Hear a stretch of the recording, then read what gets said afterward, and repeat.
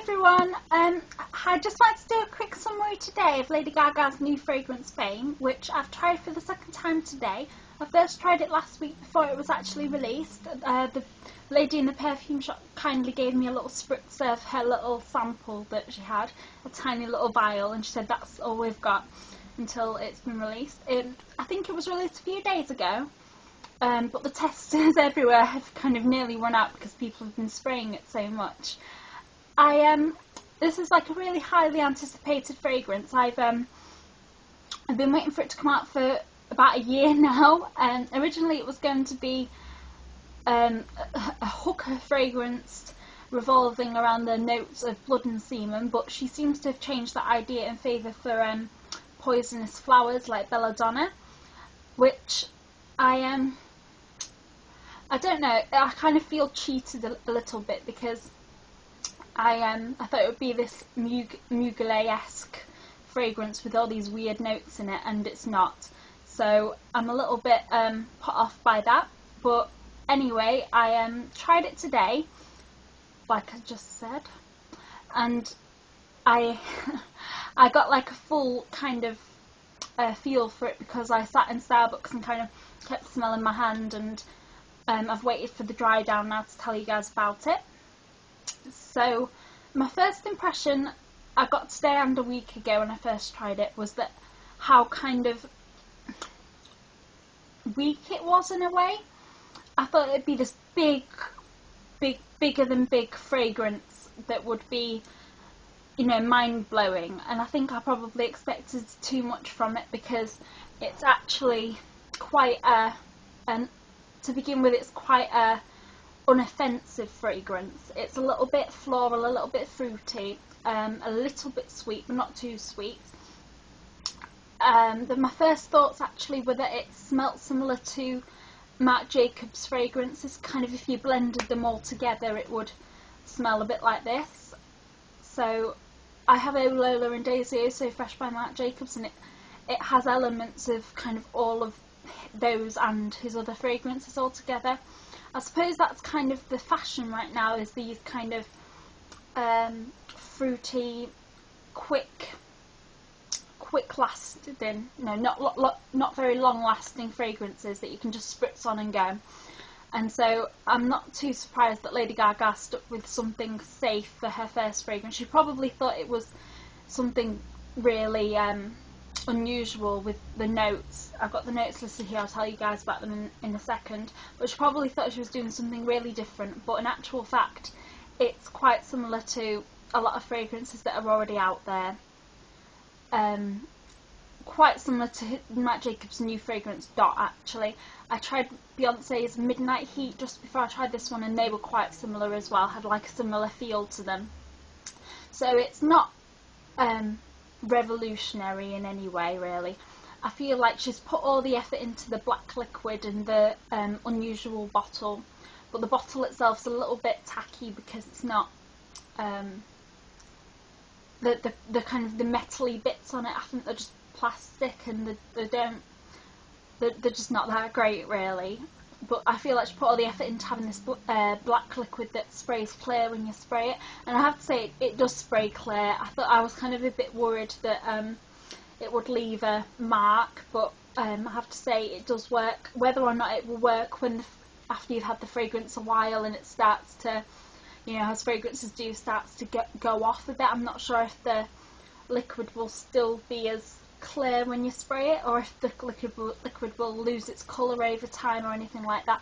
Obviously no one's had this fragrance long enough to tell yet, so that's something we'll all have to keep our eye out for, all these people that have bought it and won't use it for a year or more and might get a bad surprise, but I don't know.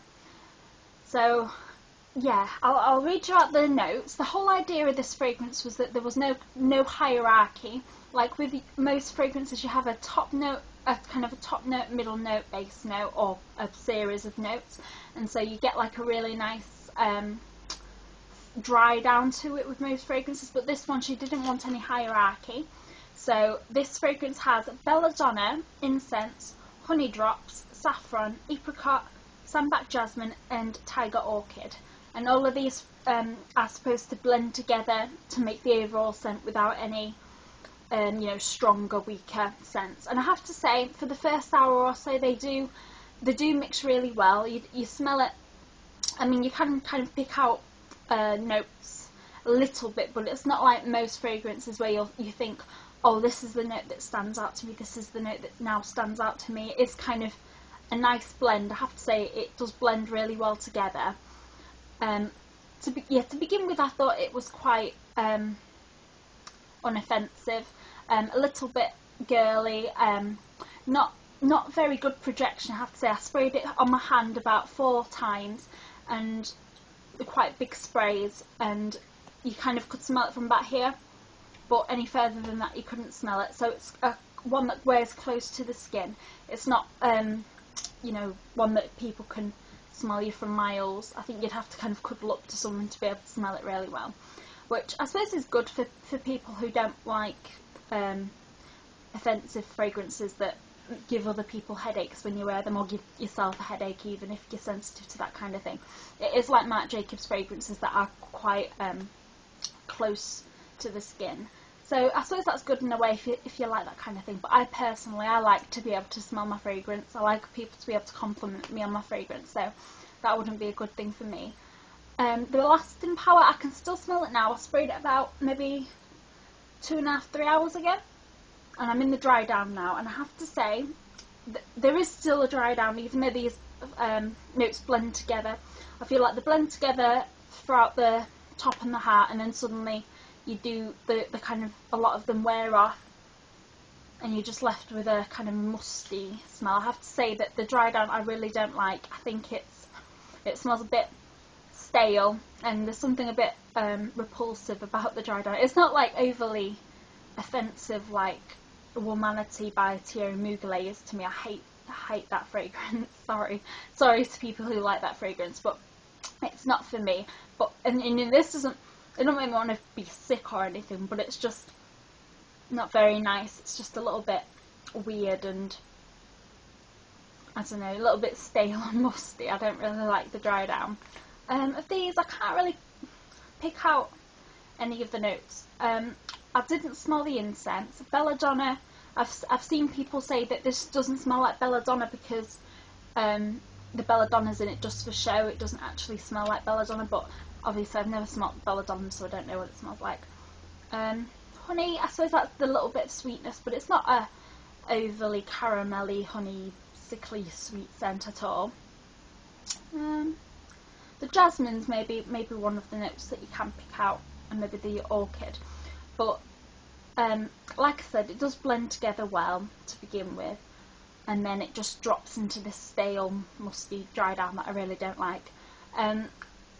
Yeah, I like my fragrances to be really unusual, and to be something that other people will notice and pick out. And for this one just smelled like a lot of new releases all mixed together, so it didn't stand out to me. If I tried on 50 cents in a store, which obviously I wouldn't because that would give me a headache, but if I did, I don't think this one would stand out to me at all. In fact, I actually think I preferred Beyonce's Midnight Heat, which was another kind of unimpressive fragrance, but that was more impressive than this one.